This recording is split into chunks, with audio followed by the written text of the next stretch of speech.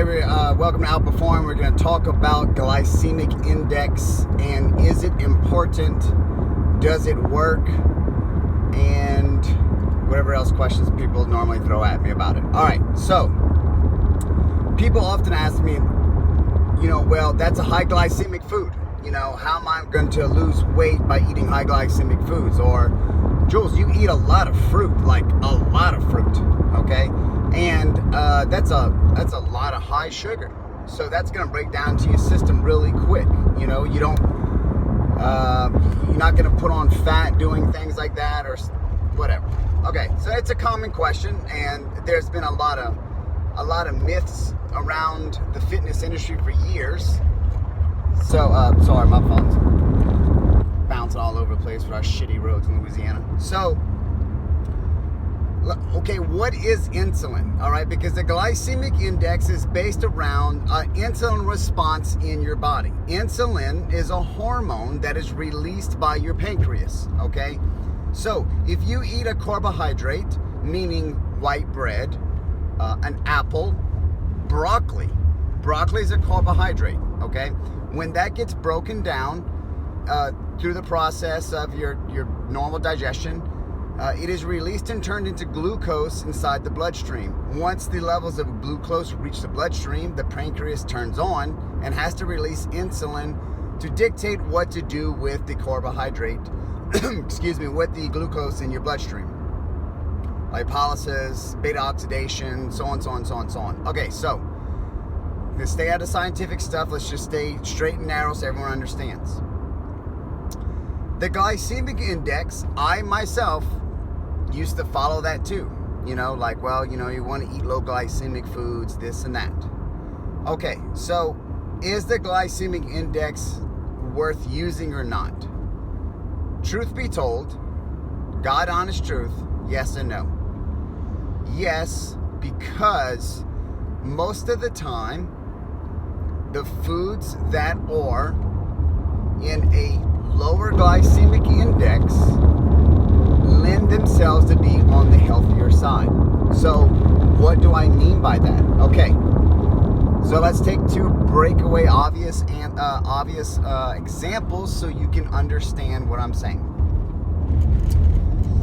A brownie, okay, is a high glycemic food, typically depending on the type of brownie, where it comes from, and blah, blah, blah. Okay, screw the brownie. Okay, just sugar. Okay, take a scoop of sugar, stick it in your mouth, eat it. High glycemic. Okay, if you take a piece of fruit, all right, certain fruits have certain glycemic indexes. Apples are fairly low.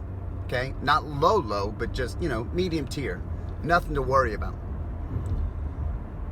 The reason why the apple is better for you is not because the glycemic response is necessarily lower, but it's because of the nutrients that is inside of it, such as fiber and other micronutrients that either we know as from scientists or we don't know of just because God put so much stuff in there. But we do know that sugar is very non-dense, meaning it doesn't have shit, okay? Doesn't really do anything for you except make your food taste fantastic, okay? Trust me, if I could, I would bathe in corn syrup because I love things that are sweet, all right? There's no ifs, ands, or buts. So what does the glycemic index really indicate? Well, here's the thing. The glycemic index was studied and revolved around eating foods that created a high response, a spike of blood sugar in your body. Now, please understand, listen closely. The glycemic index study was done on eating a carbohydrate simply by itself, okay? So, what that means is that they ate, say, a banana, and they saw the blood sugar spike up, all right? And then it goes back down.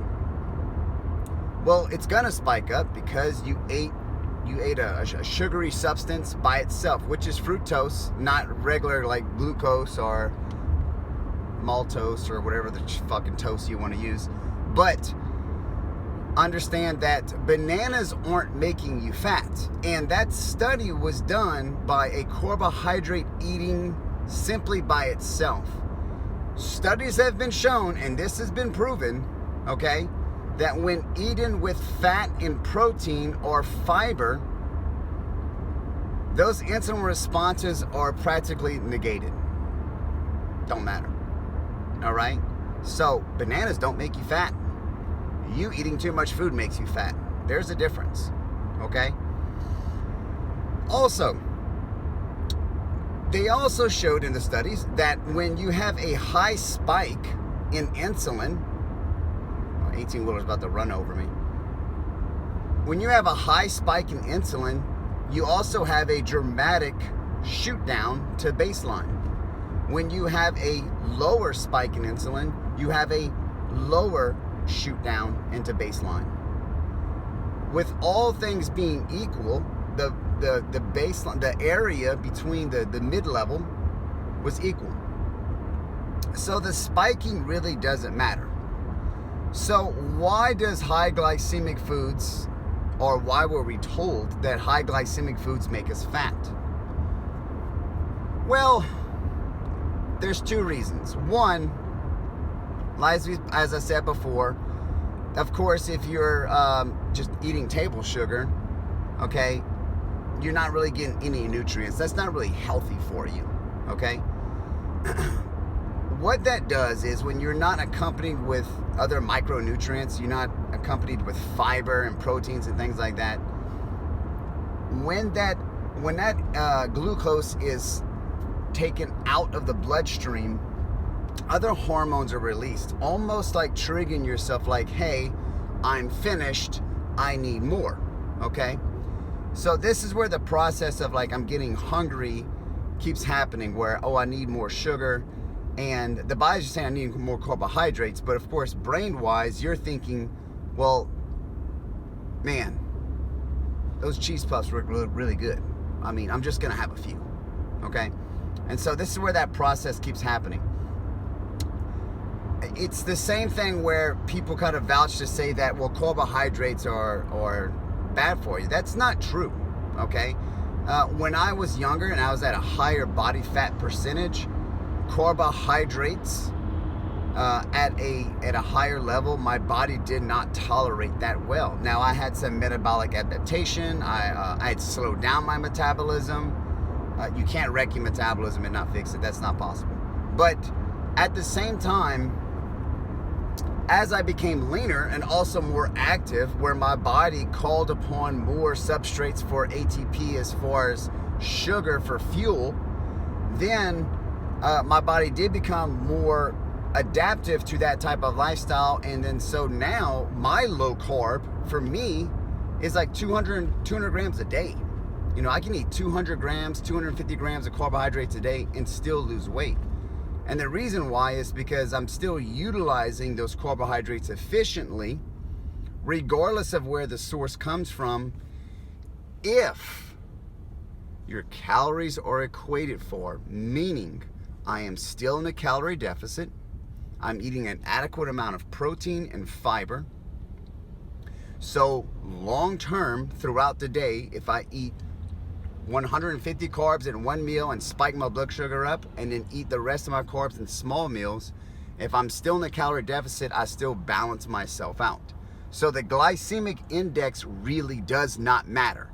What does matter about the glycemic index is it does make you choose healthier options, because naturally, you know, eating less dense foods as processed foods, even though like, well, I can eat that and it's just insulin doesn't matter. It's still not a healthy option, all right? But it doesn't determine if you are gaining weight or not. What determines that is simply you overeating, period, okay? So, hope that helps.